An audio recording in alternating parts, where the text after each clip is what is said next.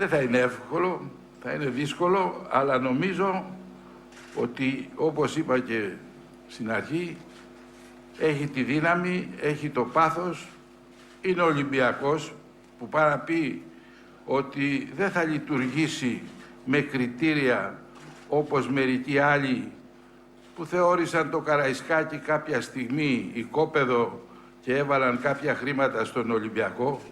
Για να διοικήσεις τον Ολυμπιακό πρέπει να έχεις και κάποια τρέλα, πρέπει να ξεπεράσεις αυτά τα οικονομικά στοιχεία τα οποία συνήθως έχουν υπόψη τους ορισμένοι επιχειρηματίες όταν μπαίνουν σε επιχειρήσεις και αρχίζουν και μιλάνε για EBITDA, για κάτι τέτοια περίεργα πράγματα. Αυτά δεν ισχύουν στον Ολυμπιακό. Στον Ολυμπιακό ισχύει ότι αν θέλεις να προσφέρεις θα υποστείς και θυσίες. Και αυτό ο μόνος που ανέλαβε να το κάνει είναι ο κύριος Μαρινάκης και τον ευχαριστώ πάρα πολύ.